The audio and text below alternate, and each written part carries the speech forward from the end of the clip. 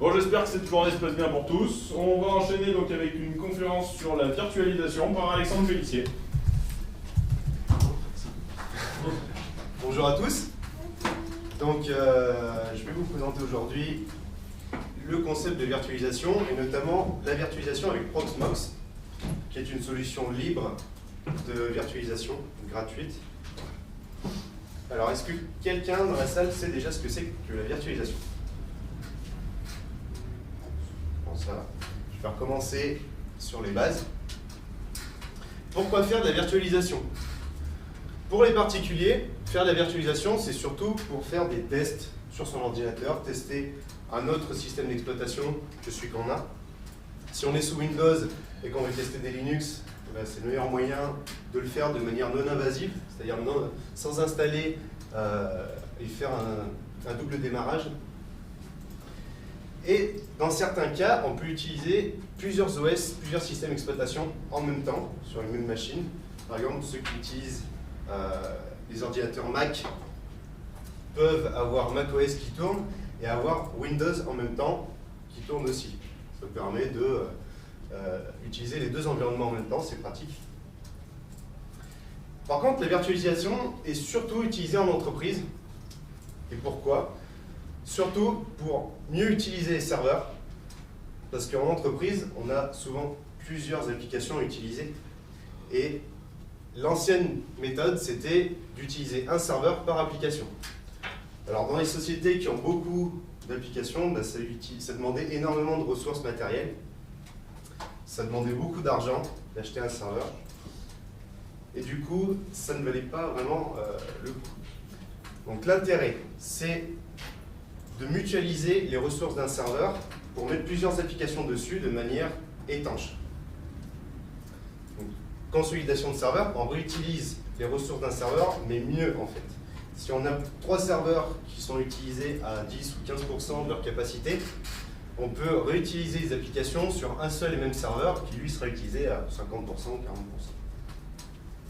40%. Donc du coup, réduire les coûts, forcément, puisqu'on achète un serveur au lieu de 3. Et on peut avoir une démarche dite green pour l'environnement, puisque un serveur consomme moins d'électricité que 3.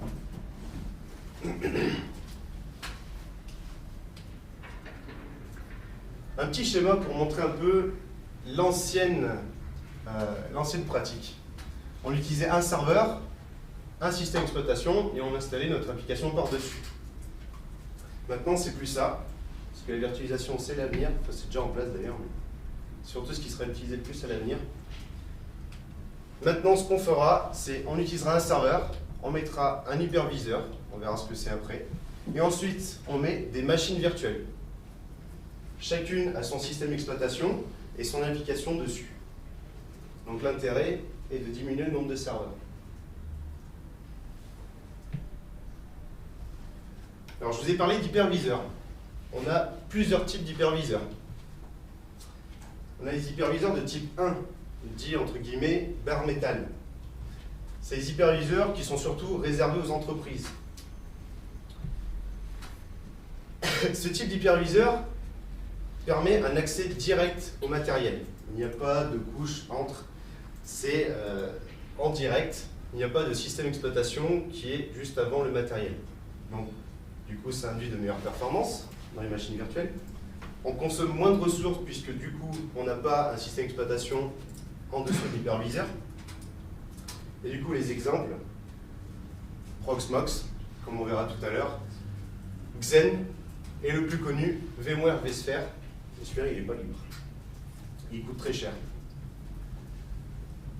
Dans les hyperviseurs de type 2, ceux-là sont plus connus du grand public parce que c'est eux qui servent à faire du test pour les utilisateurs qui aiment bien gratter un peu les systèmes d'exploitation. Donc c'est une application installée sur votre Windows ou sur votre Linux ou sur votre Mac. Les performances du coup sont en retrait puisque le système d'exploitation prend sa part de ressources avant de les attribuer à des machines virtuelles. Donc c'est réservé au test. Et donc les plus connus sont VirtualBox, KVM et VMware Workstation, qui est payant lui aussi. Et si on veut faire du VMware en gratuit, c'est VMware Player, qui est très très limité.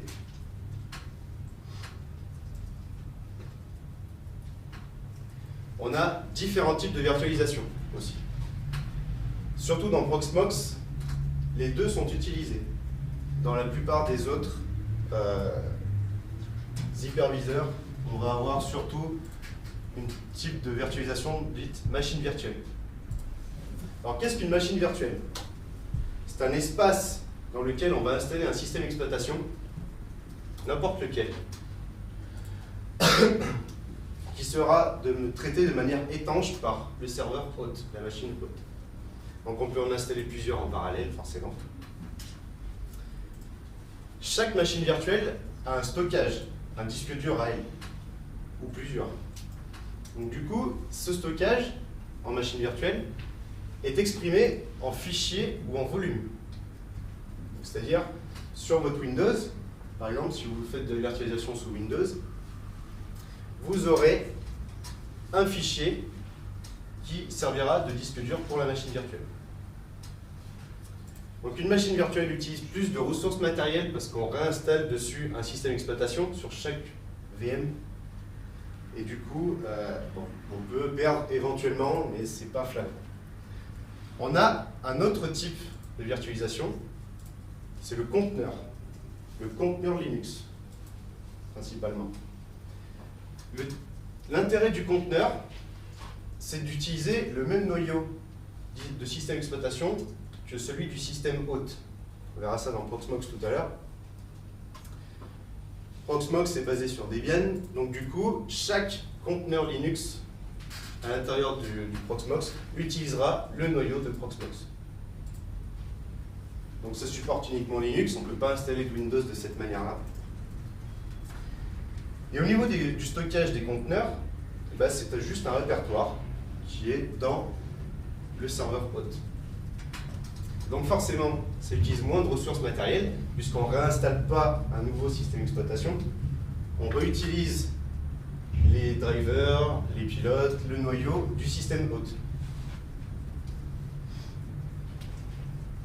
Est-ce que c'est compris? Oui. Est-ce qu'il y a des questions? Proxmox, qu'est-ce qu'il nous fait lui? Il nous fait les deux types de machines virtuelles. Il supporte les machines virtuelles avec KVM, les conteneurs Linux avec OpenVZ. Donc ce sont deux hyperviseurs très répandus, très utilisés sur Internet. Proxmox supporte ce qu'on appelle le clustering. Est-ce que quelqu'un sait ce que c'est que le clustering? Non? Le clustering, c'est le principe de grappe de serveur. On va installer plusieurs Proxmox et ensuite on va les relier en cluster dans le but de les faire discuter ensemble. Et ensuite, nos machines virtuelles, on va pouvoir, par exemple, les passer d'un hôte à l'autre de manière transparente, à froid ou à chaud. Si la machine virtuelle est lancée, on peut aussi la migrer. Proxmox aussi supporte plusieurs types de stockage, parce que dans la virtualisation, le stockage est très important pour les performances ou pour l'espace, le coût aussi, pour l'entreprise par exemple. C'est très important. Donc Proxmox, on supporte beaucoup. Il supporte un type de stockage du dit répertoire. Donc en fait, en local, sur son disque, il va stocker les machines virtuelles ou les conteneurs. Les conteneurs, c'est obligé, mais les machines virtuelles, surtout. Un volume local dédié ou un autre disque dur sur les serveurs permettra de stocker ces machines virtuelles. On peut aussi faire des points de montage NFS. NFS pour Network File System, surtout utilisé sous Linux, pour monter un disque dur sur un autre serveur à distance via le réseau. ISCSI, c'est pareil, c'est à peu près comme NFS, sauf qu'au lieu d'avoir un répertoire monté, on va monter un disque dur à distance via le réseau. Et Ceph, ça c'est ce que j'ai fait dans la petite démonstration. Ceph, par exemple, est un système de stockage distribué et répliqué entre différents nœuds. L'année dernière, on a eu à Libre en Fait une démonstration d'OpenStack, une présentation d'OpenStack en termes de virtualisation. À savoir que Ceph est très utilisé avec OpenStack et il procure de performances vraiment excellentes pour voir que c'est du réseau. Donc, qu'est-ce que j'ai dit aussi? Oui. Donc Proxmox supporte aussi donc, les migrations de machines virtuelles à chaud et à froid aussi, et la haute disponibilité, c'est-à-dire que si vous avez un serveur physique sur lequel il y a Proxmox installé qui tombe, une panne électrique, une panne de disque dur ou autre, un feu, ça peut arriver, les machines virtuelles qui seront stockées sur ce serveur seront automatiquement redémarrées sur un autre, avec très peu de perte de service. Et comme tout bon hyperviseur qui se respecte, on peut avoir aussi le partage des ressources matérielles dans des pools de ressources.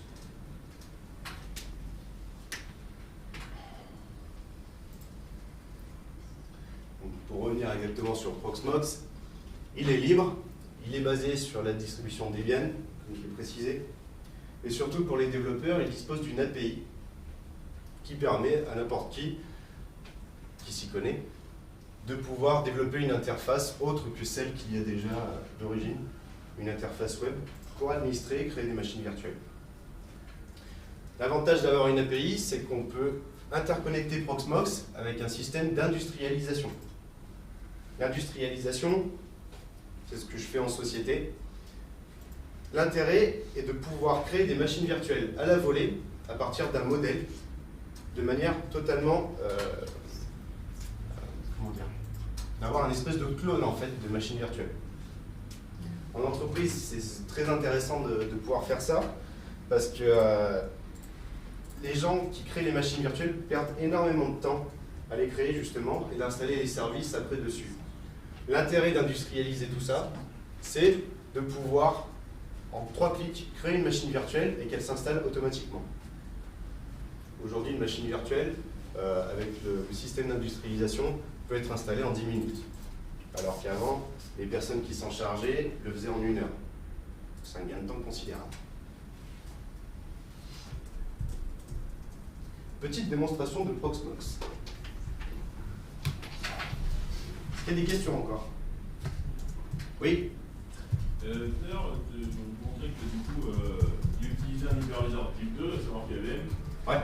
Donc du coup, en fait, il utilise forcément le système d'exploitation de Proxmox ou il peut directement faire de l'émulation matérielle. T'as compris la fin.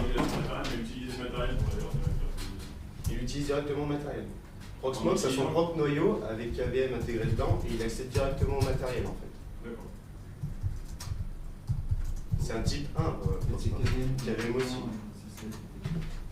Parce que Dans ton slide, en fait, tu mets KVM, tu mets un type 2, alors KVM, c'est un type 1. Ah, je me suis planté. C'est vrai. Ah oui, effectivement. Ouais, c'est pas là qu'il doit être, c'est au-dessus. Hop. Donc l'interface web de Proxmox se présente comme ça. Voilà. Vous y voyez un peu, non? Sur la gauche, j'ai mes serveurs. Voilà. J'ai créé 3 serveurs pour la démonstration, le 0, le 1 et le 2. J'ai créé des pools de ressources en dessous. Chaque serveur a son propre stockage. Donc j'ai utilisé Ceph. Il a son stockage local et le stockage Ceph. Donc le stockage Ceph est réparti et répliqué entre les 3 nœuds.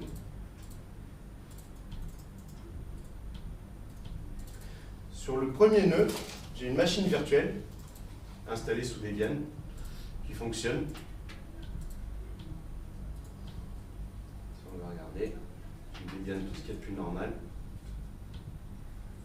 avec un bureau. Avec un bureau, tout ce qui est de plus normal, hein, une Debian. Donc celle-là est virtualisée. Tac. Sur chaque machine virtuelle, on peut spécifier le matériel qu'on veut dessus. Donc dans l'onglet matériel, on peut lui dire je veux tant de mémoire, tant de processeurs virtuels. Si on veut utiliser une carte réseau spécifique, on peut aussi. Et on lui spécifie aussi le disque dur qu'il doit utiliser. Quel type de disque dur? On peut vraiment tout virtualiser.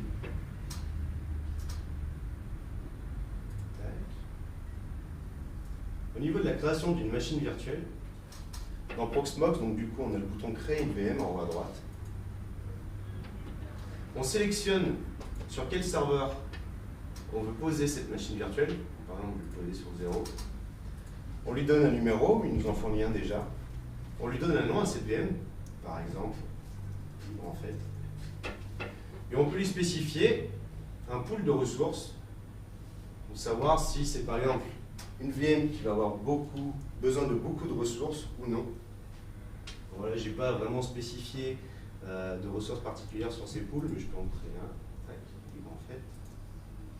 Sur cette VM, on peut choisir du coup, il faut lui dire quel système on va installer par-dessus. Donc si c'est du Windows, si c'est un noyau Linux, ou si c'est autre chose, comme du BSD par exemple. Donc, je vais installer une Debian. Et il me demande où est l'image source, l'image d'installation, l'image ISO. Donc, pour le coup, les ISO sont stockés en local sur le serveur. Je sélectionne une Debian. Ensuite, il me demande qu'est-ce que je peux avoir comme type de disque dur. Et surtout la taille qu'il va avoir. Donc je vais utiliser le stockage distribué que j'ai installé, Ceph. Et la taille du disque dur, par exemple, je vais mettre 20 Go. On peut activer ou non un cache pour le disque dur. Ensuite, au niveau de processeur, tout dépend le nombre de processeurs, le nombre de cœurs qu'on a disponible sur notre serveur hôte. Là, pour le coup, je peux lui en mettre 2. La mémoire vive, pareil, on peut allouer de manière fixe ou de manière automatique une mémoire en fait. Je vais allouer de manière fixe 512 mégas par exemple. Et au niveau du réseau, donc Proxmox c'est une bonne gestion du réseau, ce qui n'est pas le cas de tous les hyperviseurs. On peut réutiliser des interfaces dites bridge sur les serveurs hôtes. Donc on peut créer plusieurs réseaux virtuels. L'intérêt est plutôt sympa. Ou bien on peut réutiliser une méthode NAT, dite NAT. Ou alors on met pas de carte réseau si on n'a pas besoin. Une fois que c'est bon, il nous fait un récapitulatif. Et notre VM est en cours de création. Voilà. En bas de l'interface, vous avez tout ce qui s'est passé sur le cluster, sur les serveurs. Donc là, je viens de créer une machine virtuelle qui a le numéro 101. Et il me dit OK. Donc après, je peux la lancer. L'interface est assez saine. Je peux la démarrer. Et voilà. Là, il me la démarre. Il utilise, donc il affiche en live tout ce qui est utilisation mémoire, CPU, le temps depuis lequel elle est allumée, la machine virtuelle. Et en dessous, on a des jolis graphes. Donc pour l'instant, ils sont vides puisque je viens que de la lancer. Et on peut avoir des graphes sur le long terme, jusqu'à 1 an. Et ensuite, on peut afficher la console, donc comme si on avait un écran en face de nous, de la machine en question. Voilà. Donc là, elle me propose de s'installer la machine virtuelle. Et puis je viens juste de la créer. Donc je ne vais pas l'installer parce que ça prend du temps. Et donc je peux la stopper, la réinitialiser.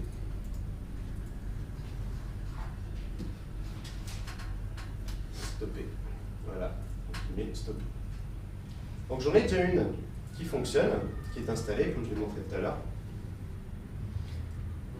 Si par exemple, je suis en entreprise et cette machine virtuelle, par exemple, héberge mes mails, les mails de l'entreprise.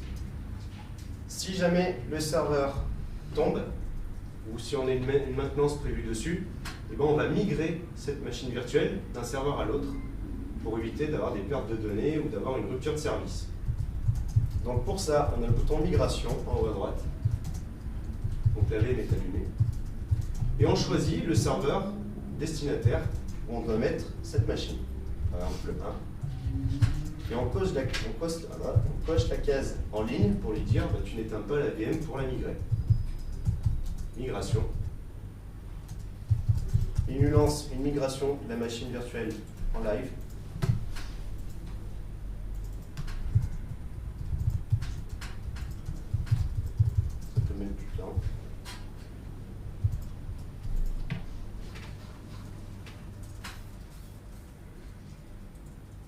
Voilà, il me l'a migré. Donc maintenant, elle n'est plus sur le serveur 0, elle est sur le serveur 1, ici à gauche. Si je dézoome, ça serait bien. Et mon bureau, la VM est toujours active, j'ai toujours accès dessus.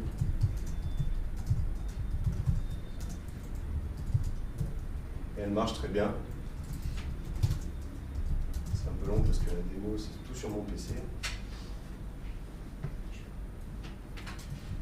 Voilà, je lui demande de me lancer un navigateur internet. Ça marche. Est-ce qu'il y a des questions par rapport à ça?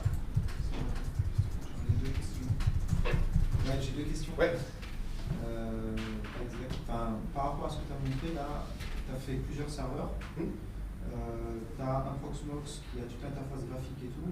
Et sur tes deux autres serveurs, tu as installé une distrib Proxmox complète ou alors tu as juste une petite couche, on va dire, Une distrib complète. C'est une distrib complète. Ouais. Donc du coup, tu pourrais te connecter à n'importe lesquels des interfaces Proxmox. Tout à fait. Mais l'intérêt justement de les mettre en cluster, c'est d'avoir une interface d'administration unique.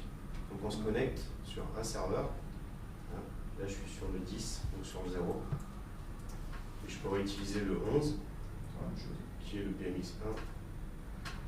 J'ai aussi accès. Je rentre mes identifiants. Ah oui, alors ça c'est marrant.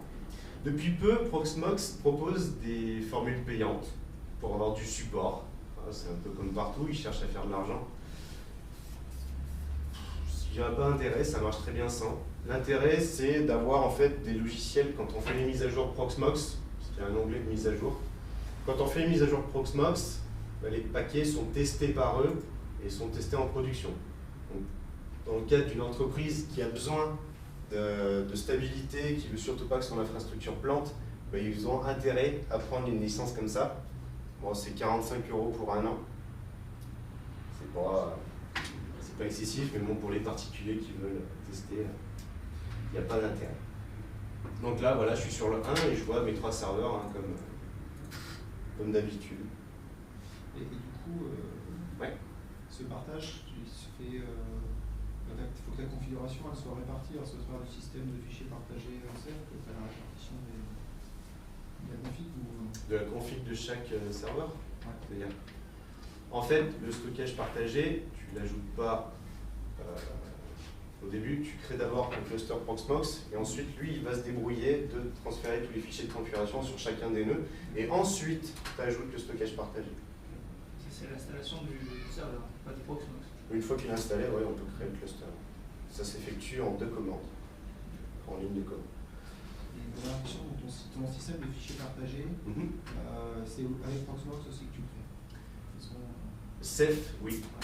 Depuis peu, justement, ils prennent en charge Ceph. C'est une très bonne chose. C'est un très bon système de fichiers. L'onglet, il est là. Onglet Ceph. Donc dedans, en fait, on peut paramétrer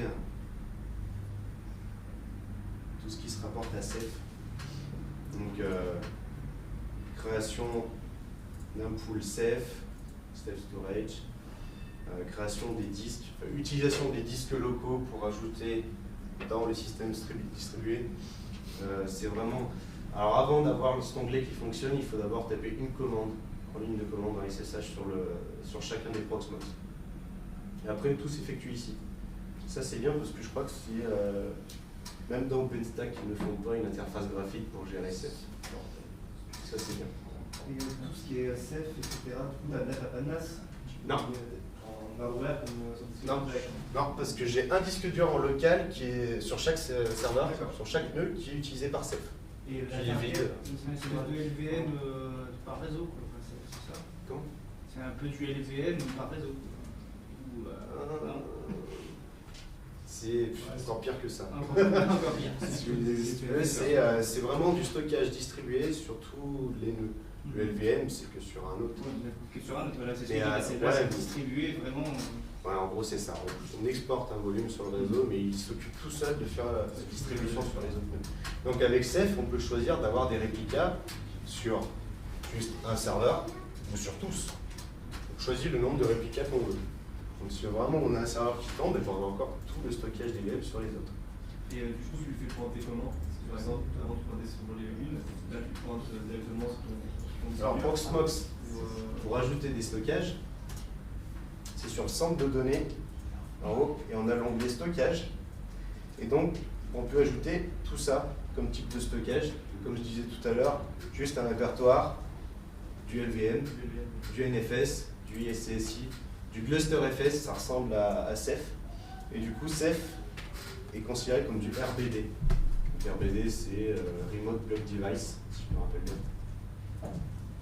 Donc on ajoute nos informations sur Ceph. Voilà, pour le coup, c'était Ceph Storage. On lui dit les adresses IP qui supportent le storage Ceph. Bon, Julien, je ne vais pas les faire, sinon ça me fera planter tout le bazar vu que je l'ai déjà rajouté. Et ensuite, on ajoute. Et là, ça apparaît dans la liste au-dessus. Ici. L'intérêt après, bon, en virtualisation, surtout en entreprise, ils utilisent des SAN ou des NAS. Donc c'est des disques durs, de gros disques durs de réseau qui sont utilisés pour le stockage de toutes les machines virtuelles. Donc ils ont plein de serveurs, par exemple, ne serait-ce que 3, c'est un bon début. Et tous ces serveurs vont pointer sur un seul endroit, un seul disque dur réseau, sur lequel toutes les machines seront stockées. Le problème, c'est qu'en entreprise, les SAN, ça coûte extrêmement cher. Et vraiment, si vous voulez 10 Tera de données, il ne faut pas le compter pas loin des 80 000 €. Pour avoir un peu de redondance avec ça, il faut. Donc c'est extrêmement cher. Et encore 80 000, je suis gentil. Donc l'intérêt d'avoir du système distribué, c'est que les disques durs au sein des serveurs coûtent moins cher que d'acheter un SAN. Donc du coup, on fait du stockage distribué comme ça. Maintenant, il y a des solutions qui existent. Bon, par contre, là, on sort du libre. Des solutions qui existent avec VMware, des sociétés qui font du stockage distribué comme ça. Il y a des grands comme eBay qui utilisent ça. Donc c'est plutôt pas mal. Yep. Encore, est-ce que tu peux faire du RAID avec justement dans un NAS, tu peux faire du mirroring, du RAID, des choses comme ça? Est-ce que là, justement, avec du Ceph, c'est pareil en termes de perf, tu peux faire du RAID, tu peux. C'est une couche inférieure encore. Ceph, en fait, dans sa configuration, tu vas lui ajouter un volume sur ton serveur. Et ensuite, ton volume, tu l'as déjà créé en RAID en dessous, si tu veux. Après, c'est vraiment dans la configuration de Ceph, si tu veux faire du RAID réseau, entre guillemets, tu choisis le nombre de réplicas sur lequel tu veux avoir tes données. C'est l'intérêt. Là, je vais les configurer avec 2 réplicas. Donc là, toutes mes données de VM sont sur les 3 nodes. Voilà. Est-ce qu'il y a d'autres questions? Non? Eh bien, merci.